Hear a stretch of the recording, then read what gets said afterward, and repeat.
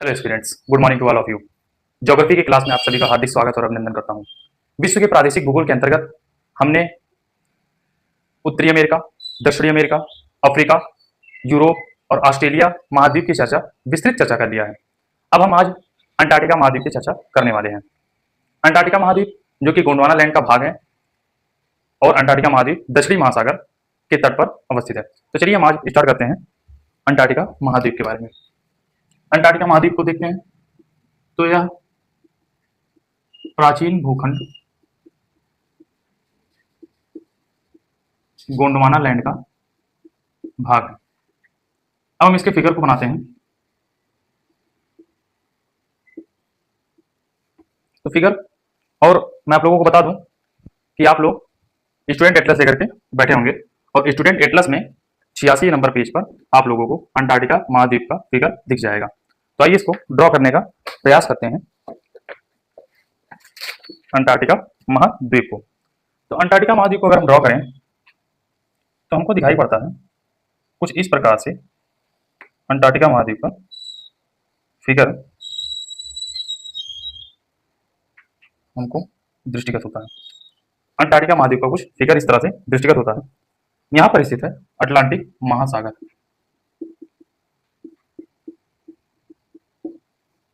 यहाँ पर देखेंगे तो वेडल सागर की अवस्थिति आपको मैप में आपके दिखाई पड़ रही होगी। वेडल सागर उत्तर की ओर, अटलांटिक महासागर।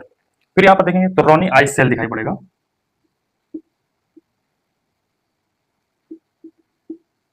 रोनी आइस सेल। फिर उसके ऊपर देखेंगे तो स्थित है बाएं तरफ हिंद महासागर।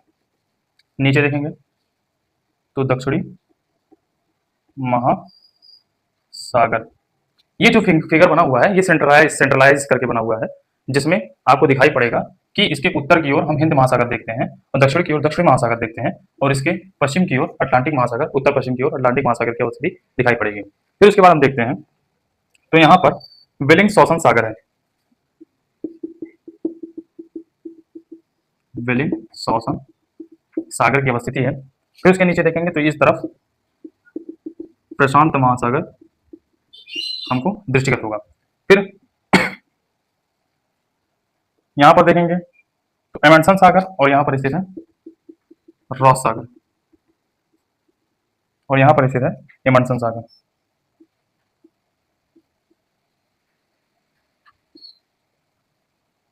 अब हम अंतर की बात करते हैं तो यहां पर ट्रांस अंटार्कटिक पर्वत श्रेणी की अवस्थिति है। ट्रांस अंटार्कटिक श्रेणी जिसकी सर्वोच्च चोटी अगर हम देखेंगे तो हमको माउंट इरेबस दिखाई पड़ता है ट्रांस अंटार्कटिका में।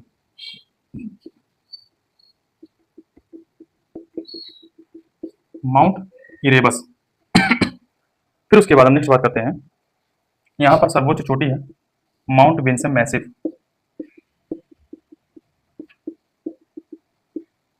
मैसिव की अवस्थिति है। और यहां पर हम देखेंगे दक्षिणी गंगोत्री और मैत्री जो भारत के शोध स्थल थे यहीं पर स्थित हैं। दक्षिणी गंगोत्री और यहां पर स्थित है मैत्री। हालांकि हम बता दें कि दक्षिणी गंगोत्री भारत का जो शोध संस्थान है वह इस समय बंद हो गया है और मैत्री संचालित है। दक्षिणी गंगोत्री बंद हो गया है, मैत्री संचालित है। फिर यहीं पर स्थित है मैत्री के पास प्रियदर्शनी झील।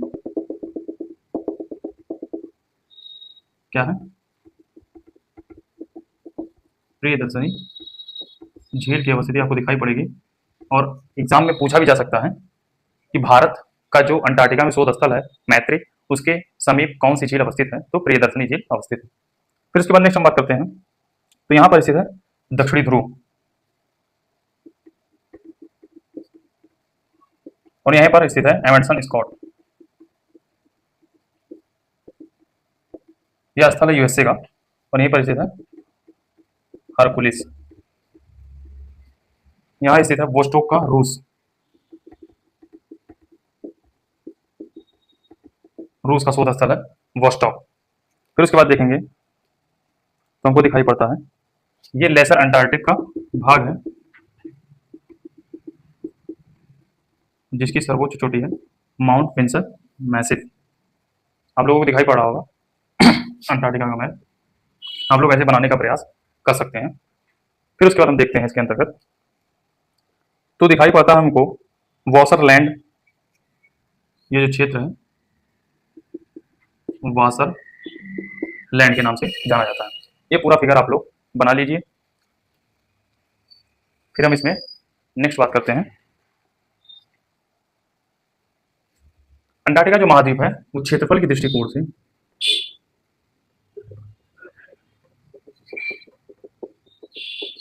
विश्व का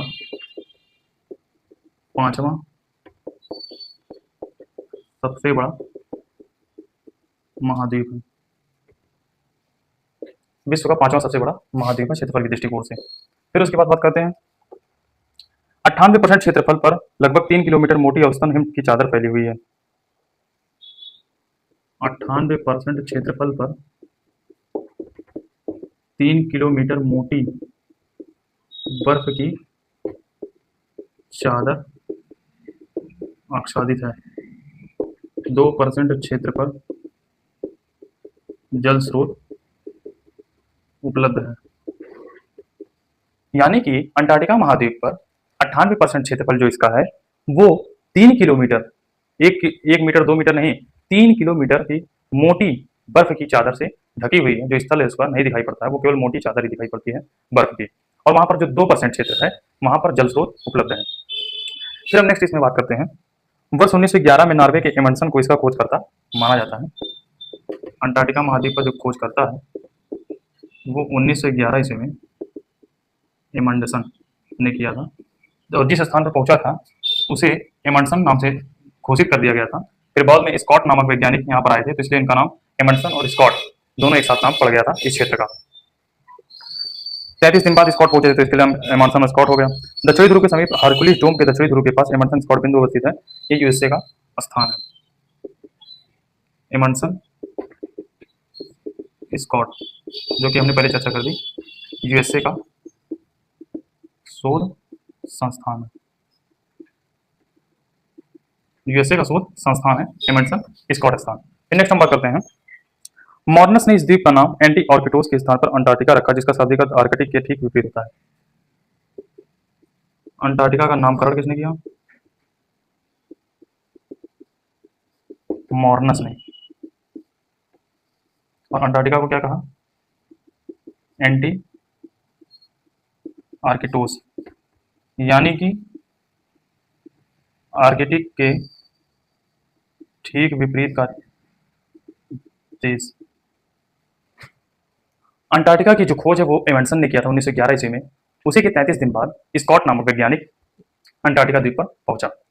तो इसलिए जहां पर वो जिस क्षेत्र पर पहुंचा था उसे एमंडसन स्कॉट स्थान दे दिया गया है, जो कि वर्तमान में यूएसए का शोध संस्थान है। फिर उसके बाद हम देखते हैं जो इसका नामकरण किया अंटार्कटिका महाद्वीप का वो मॉर्सन महोदय ने किया है। और मॉर्सन जो है उन्होंने इसका नाम एंटी ऑर्किटोस कहा है। एंटी का मतलब उल्टा, ऑर्किटोस का मतलब आर्कटिक का क्षेत्र। तो आर्कटिक जो कि उत्तर में स्थित है, आर्कटिक महाद्वीप या महासागर के नाम से जाना जाता है, वह उसी के विपरीत में अंटार्कटिक स्थित है, तो इसलिए इसको एंटी ऑर्किटोस के नाम से जाना जाता है। और ये आर्कटिक के ठीक विपरीत का क्षेत्र है। फिर इसे नेक्स्ट बात करते हैं। विश्व के सबसे दक्षिण में अवस्थित अंटार्कटिका महाद्वीप, जिसके मध्य में दक्षिणी ध्रुव अवस्थित है, जिसके मध्य में दक्षिणी ध्रुव की अवस्थिति है। अंटार्कटिक वृत्त, आर्कटिक अंटार्कटिक महासागर जिसका नाम बदलकर दक्षिण महासागर, ये चारों ओर से घिरा हुआ है। यह 45 डिग्री अक्षांश से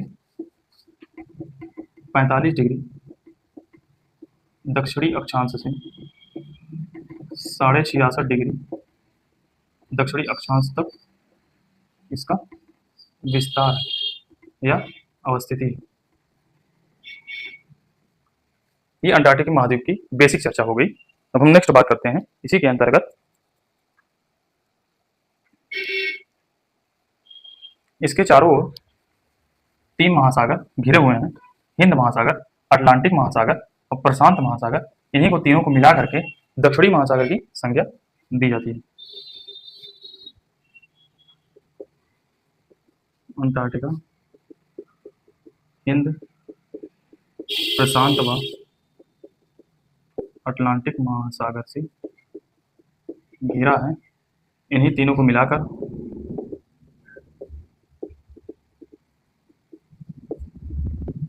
दक्षिणी महासागर की संज्ञा दी जाती है।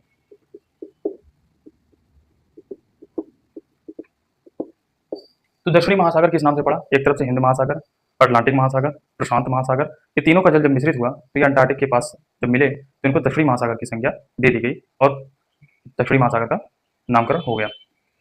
फिर इसी में ही नेक्स्ट पार्ट बात करते हैं।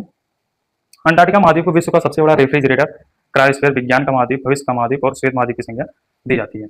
अंटार्कटिका का नाम देख लेते हैं। तो इसे कहा जाता है विश्व का रेफ्रिजरेटर यानी कि फ्रीज। दूसरा कहते हैं इसे श्वेत महाद्वीप। तीसरा कहते हैं विज्ञान का महाद्वीप। चौथा कहते हैं इसको क्रायोस्फीयर या भविष्य का महाद्वीप।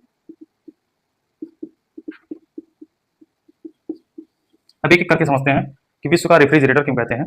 विश्व का रेफ्रिजरेटर इसलिए कहते हैं इसको क्योंकि यहाँ पर बड़े पैमाने पर बर्फ जो है वो पिघलता नहीं है और बर्फ जमा रहता है और यह 0 डिग्री सेंटीग्रेड से कम तापमान पर क्रायोस्फीयर यानी कि लगभग -150 डिग्री सेंटीग्रेड तापमान पर यह जमा हुआ होता है, इसलिए इसको विश्व का रेफ्रिजरेटर कहते हैं। और कहीं विश्व में ऐसी प्रक्रिया नहीं दिखाई पड़ती है।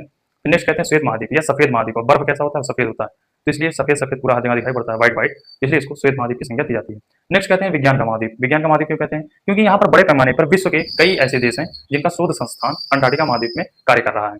तो यहाँ पर बड़े पैमाने पर वैज्ञानिक लोग अपने शोध कार्यों के द्वारा अंटार्कटिका महाद्वीप को शोध कर रहे हैं, तो इसलिए विज्ञान का महाद्वीप इसे कहा जाता है। भविष्य का महाद्वीप, भविष्य का महाद्वीप इसलिए कहा जाता है क्योंकि अंटार्कटिका महाद्वीप गोंडवाना लैंड का भाग है और गोंडवाना लैंड में बड़े पैमाने पर लौह अयस्क, खनिज और बड़े पैमाने पर मिनरल्स प्राप्त हो सकते हैं, इसलिए भविष्य का महाद्वीप इसे कहा जाता है मनुष्य के उपभोग के दृष्टिकोण से। अब हम इसमें नेक्स्ट बात करते हैं। अंटार्कटिका महाद्वीप के अंतर्गत देखते हैं तो हमें दिखाई पड़ता है कि इसे ध्रुवीय मरुस्थल भी कहा जाता है क्योंकि यह ध्रुवों में अवस्थित है। इस महाद्वीप में पाए जाने वाला जो जीव है, मुख्य जीव, वह पेंगुइन है। आप लोगों ने पेंगुइन देखा होगा, व्हाइट और ब्लैक कलर का होता है, पेंगुइन चलता है।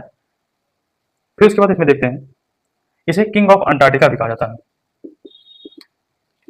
किंग ऑफ अंटार्कटिका की संज्ञा भी दी जाती है पेंगुइन को। इसके अतिरिक्त यहाँ सील, स्पर्म व्हेल और क्रिल मछली पाए जाते हैं। स्पर्म मछली, स्पर्म व्हेल,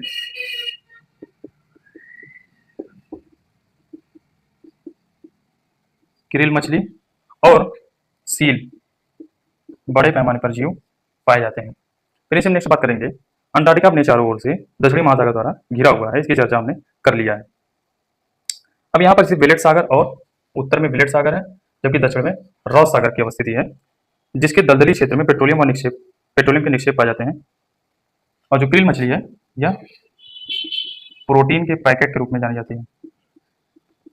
क्रिल मछली में बड़े पैमाने पर प्रोटीन पाया जाता है, इसलिए इसे कहते हैं पैकेट ऑफ प्रोटीन की संज्ञा दी जाती है क्रिल मछली को। और जो रॉस सागर है, वेलेट सागर है, यहाँ पर पेट्रोलियम का बड़े पैमाने पर निष्कर्षण किया जाता है।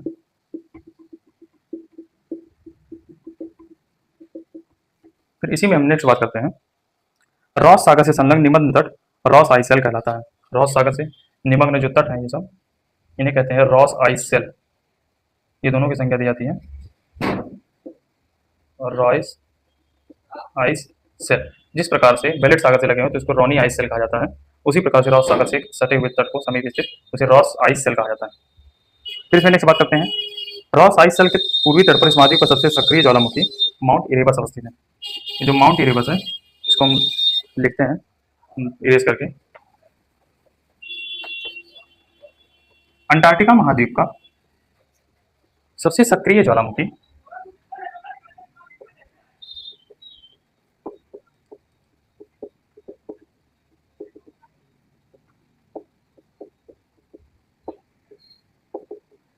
माउंट इरेबस जो कि स्थित है ट्रांस अंटार्कटिका रेंज पर। ये मोस्ट इंपॉर्टेंट क्वेश्चन है। अंटार्कटिका महाद्वीप का सबसे सक्रिय ज्वालामुखी माउंट इरेबस है जो कि ट्रांस अंटार्कटिक रेंज पर अवस्थित है।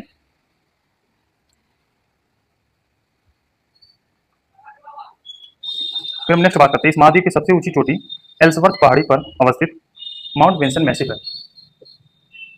ये हमने देखा था, माउंट विंसन मैसिव, अंटार्कटिका महाद्वीप की सर्वोच्च चोटी माउंट विंसन मैसिव, जो कि स्थित है एल्सवर्थ पहाड़ी पर। ये माउंट विंसन सर्वोच्च चोटी है। फिर हम नेक्स्ट बात करते हैं, इसमें इस महाद्वीप का मध्य भाग हरकुलिस डोम पर एमर्सन स्कॉट नामक अमेरिका का शोध संस्थान अवस्थित है, और इसके दक्षिण पूर्व भाग में विश्व का सबसे ठंडा प्रदेश वोस्टोक, जो कि रसिया का अवस्थित है। फिर हम नेक्स्ट बात करते हैं, इसमें इस महाद्वीप के सबसे सक्रिय ज्वालामुखी माउंट इरेबस के उत्तर में मैकमर्डे की खाड़ी अवस्थित है, जिसके पास टेलर ग्लेशियर के पास ब्लड वाटरफॉल दृष्टिगत होता है, जिसके पाए जाने का कारण जल में घुली हुई आयरन ऑक्साइड है। अब देखते हैं, माउंट इरेबस के उत्तर में दिखाई पड़ेगा मैकमर्डे की खाड़ी। माउंट इरेबस आपको दिखाई पड़ा होगा, इसी के उत्तर में स्थित है मैकमर्डे की खाड़ी, जो कि इसके पास अवस्थित है टेलर ग्लेशियर। और जो टेलर ग्लेशियर है उसी के समीप स्थित है ब्लड वाटरफॉल, यानी कि लाल कलर का यहाँ पर जलप्रपात अवस्थित है, जो कि यहाँ पर बड़े पैमाने पर आयरन ऑक्साइड की मात्रा अधिक पाई जाती है, इसलिए यहाँ पर ब्लड वाटरफॉल ये जल में मिल जाते हैं और वाटरफॉल जलप्रपात के रूप में बाहर की ओर गिरते हैं। ब्लड वाटरफॉल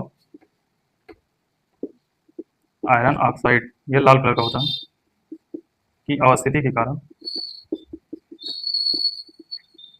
जो जलप्रपात होता है उसका रंग लाल रंग का होता है, इसी कारण से ब्लड वाटरफॉल हमको दृष्टिगत होता है। फिर उसके बाद हम नेक्स्ट बात करते हैं, जो कि हमने पहले चर्चा कर लिया है, कि भारत के दो शोध संस्थान अंटार्कटिका में कौन कौन से हैं। एक दक्षिणी गंगोत्री उत्तर में स्थित है, और एक है मैत्री, जिसमें हमने बताया दक्षिणी गंगोत्री बंद हो चुका है और मैत्री अभी संचालित है। इसके ताजे पानी की झील है जो प्रियदर्शनी झील हमने चर्चा कर लिया है, उसी के पास में स्थित है। और 2015 में भारत ने इस महाद्वीप के पूर्व में अवस्थित डेविस सागर के समीप लॉर्समैन हिल्स के पास अंटार्कटिका महाद्वीप पर अपने नए शोध संस्थान भारती की स्थापना की। 2015 में नरेंद्र मोदी की सरकार में 2015 में भारतीय शोध संस्थान की स्थापना हुई। अब वर्तमान समय में केवल दो भारत के शोध संस्थान अंटार्कटिका महाद्वीप में कार्यरत हैं, एक मैत्री है, दूसरा भारतीय है। दक्षिणी गंगोत्री बंद हो चुका है। ये मोस्ट इंपॉर्टेंट क्वेश्चन हो जाता है हमारी परीक्षा के दृष्टिकोण से। फिर इसी में नेक्स्ट बात करते हैं, इस महाद्वीप का सबसे लंबा प्रायद्वीप अंटार्कटिका प्रायद्वीप है, जिस पर पामरलैंड भूखंड अवस्थित है। ये क्या है? अंटार्कटिका प्रायद्वीप। हमने चर्चा किया था प्रायद्वीप जो होता है वो तीन ओर से जल से घिरा होता है। कोई भूखंड है वो तीन ओर से अगर जल से घिरा है तो उसे प्रायद्वीप कहते हैं, चारों ओर से जल से घिरा है तो उसे द्वीप कहते हैं। तो ये तीन ओर से जल से घिरा है तो अंटार्कटिका प्रायद्वीप कहते हैं, और इसी में स्थित है पामर लैंड की अवस्थिति है भूखंड। फिर इसी में हम नेक्स्ट बात करते हैं, यहाँ स्वर्ण निक्षेप पाए जाते हैं। अंटार्कटिका के इस भाग में विश्व के सबसे अधिक शोध संस्थान अवस्थित है। इसी में शोध संस्थान अवस्थित है और यहाँ पर स्वर्ण के निक्षेप पाए जाते हैं। ये ऐसा स्थान है जहाँ पर स्वर्ण निक्षेप पाए जाते हैं, और अंटार्कटिका महाद्वीप रहने के लिए बड़े पैमाने पर विश्व के प्रमुख जो देश हैं उनके शोध संस्थान यहाँ पर बहुत ज़्यादा अवस्थित है, क्योंकि यहाँ रहने के लिए संवेदनशील एरिया कम माना जाता है, और यहाँ पर 1 से 2 महीने बर्फ पिघली होती है इस क्षेत्र में। फिर हम नेक्स्ट बात करते हैं, अंटार्कटिका की शिलाकृति का निर्माण कैसे हुआ। अंटार्कटिका महाद्वीप की जो शिलाकृति है उसका निर्माण कैसे हुआ है, इसकी चर्चा हम नेक्स्ट क्लास में करेंगे। आप लोग इसको नोट कर लेंगे। आई होप आप लोगों को अंटार्कटिका महाद्वीप पार्ट 1 में आप लोगों को ध्यानपूर्वक अपने मैप से देख करके जो जो दिखा रहे हैं उसको आप लोगों को देखना है और नोट करना है, और मैप का हमेशा प्रैक्टिस करते रहना है। तो यहीं पर वीडियो को समाप्त करते हैं, और नेक्स्ट क्लास में आपको पार्ट 2 के बारे में अंटार्कटिका महाद्वीप की शिलाकृति का निर्माण किस प्रकार से हुआ है उसकी चर्चा करेंगे।